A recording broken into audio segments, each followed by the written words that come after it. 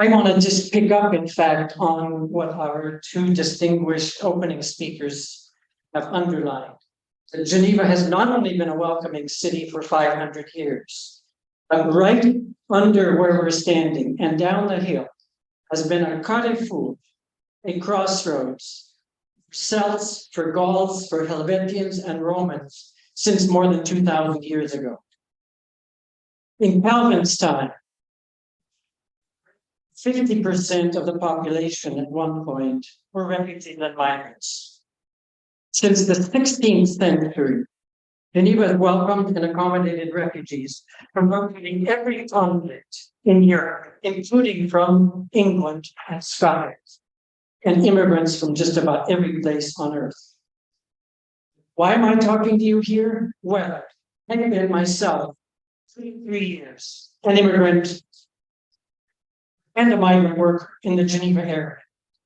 My mother's maiden name was Lema, a misspelling of Lema, and her grandfather remigrated to Ontario, Canada, from Swiss Anabaptist farming country in Pennsylvania.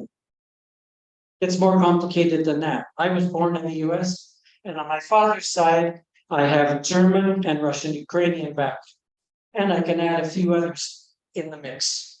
I've been working full-time on migration and refugee work for now 46 years. For the last 6 years, I've been working with UNESCO and the European Coalition of Cities Against Racism, of which Geneva is a member, on the question of welcoming cities welcoming migrants and refugees. I guess the main point I really want to emphasize in giving a little bit of background is that immigrants have been a big part of the success of Switzerland and of Geneva and their industrialization from the 19th century on.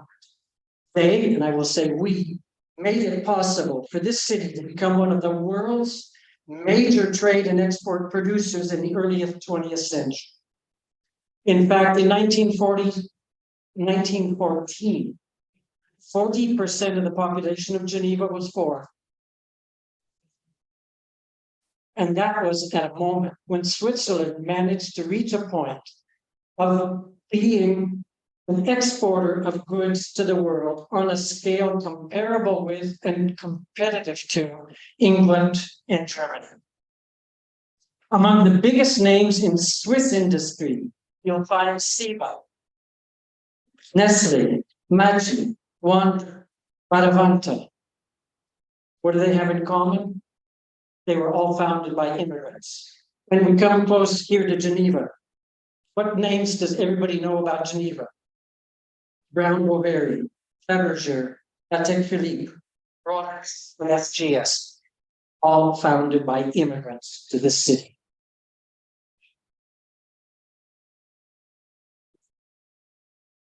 I'd like to salute, in fact, the magnificent long history of engagement by the people of Geneva, perhaps shining hours, or in World War I and World War II, in solidarity with refugees and other immigrants, often more generously so than Confederation policy. Did you know that during World War I, 490,000 French expelled from German territories passed through Switzerland and the Garde des Cornavants? So what did the Genevans do? Volunteers provided meals, milk for babies, clothing, etc. at the Gare. 2 trainloads of displaced French women, children, elderly people, a day for 3 years, under banners saying, Bienvenue en Suisse. In World War II, while 30,000 Jews were turned back at the borders or deported from this country, churches of Geneva and solidarity associations were organizing rendezvous at discrete parts of the border with France, with Vichy France, to bring Jews in and discreetly accommodate them here in the city. The best story that I could tell would make a movie, a great movie, but I don't have time to tell it.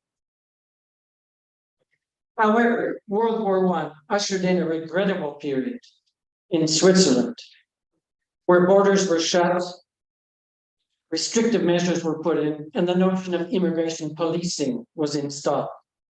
That led to people, labor and skills, shortages. In fact, 200,000 people having to leave the country over the course of World War I. The consequences, post-war failures of labor-dependent industries, production, transport, and everything. And in fact, indirectly pushing Switzerland back to being just a minor league industrial developing country.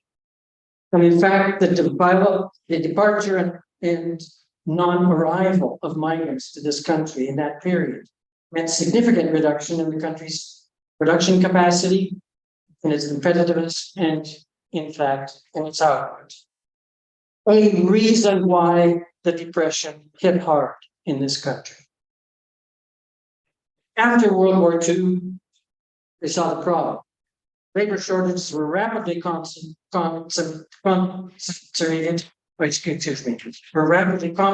by putting in place a massive guest worker regime. That resolved the labor and skill shortages, allowing for reconversion and major expansion of industry. But only adult male or female workers could come on precarious contracts. The result, the cost was, I think, shame for this country. And it ruined the lives of hundreds of thousands of families around here where people came from. And that included the thousands of children who did come clandestinely with their parents here, but had to grow up in hiding, denied even the right to go to school. That finally changed in the 1980s when Switzerland joined the free movement regime of the European Union and the EFTA, the European Free Trade Association, countries like Switzerland, Norway, so on. Today, it's migration and the economy that make Geneva a great international city. 41% of the population are international migrant, by UN statistical definition. 58% of the workforce, including 97,000 frontaliers, all migrant workers by international definition, make up the workforce of the city. And if you add in Geneva residents, issus de la migration, living here but without citizenship, you get to a figure that 70% of the workforce, people who do the work, all of it in this city, are either foreign-born, issus de la migration, or actually residing in a foreign country, even if it's just over that way and that way. 64% of Geneva's immigrant population is actually from EU and EFTA countries, and another 8% for elsewhere in Europe, and just 20% from all the rest of the world, including the Americas, Asia, Africa, Middle East, and so on. French and Portuguese are by far the largest foreign-born resident populations in Geneva. Concern is raised about immigration. The reality is, last year, according to official statistics of the Office Cantonal des Statistiques, the growth of population in the city was 0.6%. Net immigration by foreigners was 4,500, but net emigration of people with Swiss nationality was 3,000. So you see, there ain't much growth at this point, and I'll come back to what that means. But I just want to reinforce, as I've been trying to, that official policy and practice have long welcomed, indeed for centuries, immigrants, refugees, and supported their inclusion and their integration. It needs to stay that way. If I can trace right now 3 immediate emergencies for the city, for the canton, and in fact for the region. First off, and I appreciate that Madame Kitsos referred to it, is ensuring equality of treatment and equality of outcomes inclusive of all, including migrants, immigrants, and refugees, along with containing and preventing manifestations of discrimination, hostility, xenophobia in the reception of migrants and refugees, including frontaliers, and particularly those of people of color. Secondly, right now, and I'm sure we'll hear more from some of our panelists in the next few minutes, is meeting needs for decent housing on arrival, rapid employment, and inclusion support for the increased numbers of refugees that are coming to the city right now, Ukrainians as well as particularly people from conflict and repression in the Middle East and certain countries in Africa. Thirdly, the challenge is restrictive federal discourse and policy, notably using migration management measures as means of repressive control over the labor force, including its ability to organize to defend worker rights and their well-being. Well, Kitsos already referred to undocumented workers. I won't say more on that, but I want to come then to what are the urgent needs for attention in terms of a comprehensive approach. And let's give you some bullet points. Ensuring language learning when and where working migrants and refugees can participate. Providing for mother tongue language learning. Recognition of qualifications and experience. Adaptation training. Inclusive school curricula. Decent housing, not barracks. School and or work options from day 10 for arriving asylum seekers. Training of personnel in city services, in policing, and of course, in the decision and policy-making levels. And I would emphasize and underline a renewed effort in regularization of Genevans and undocumented situations. That's, though, the easy part. The big challenge is a real crisis that is upon Geneva, Switzerland, and most of the industrialized world. In Switzerland, in this decade, 1 million Swiss and people working in Swiss retired from the labor force. Only 500,000 young people will enter to take their place. UBS says at least 500,000 more immigrants of working age are needed just in the 2020s. In fact, the Swiss employers say 700,000 more are needed because they expect there will be modest economic production and jobs growth over this decade in the country. For Geneva area, that translates to at least 40,000 workers. And workers don't just come as workers, they bring family. So that means this region has to contemplate right now substantial increase in migration if the economy is going to survive and businesses are going to stay here and work is going to continue to be done here effectively, efficiently, productively, and competitively. Let me add a bit of drama. The Swiss fertility rate as of 2022 was 1.6 children average per woman, whereas 2.2 is the number, the average needed simply to replace population. Korean demographers ran the numbers with a similar fertility rate to that of Switzerland. What did they find? That the national population would be extinct in 800 years, and their national workforce much before that. So what I want to underline and what I want to lead to is saying we need to remodel, retool a welcoming Geneva. To paraphrase a famous president somewhere else, MAGA, we need to make again Geneva attractive.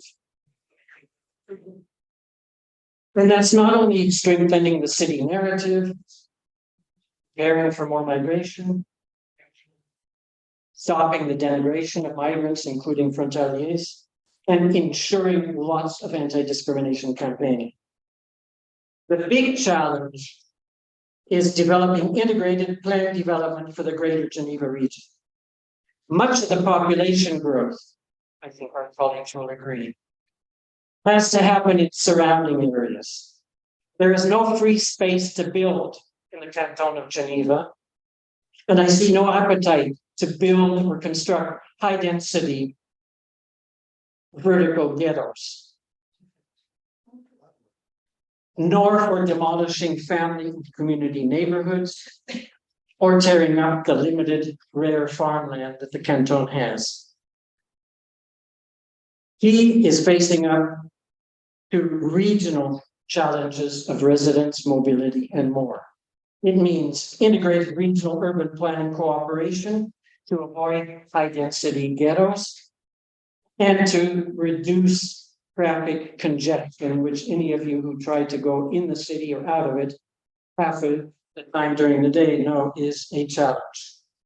It also means integrated infrastructure planning and development.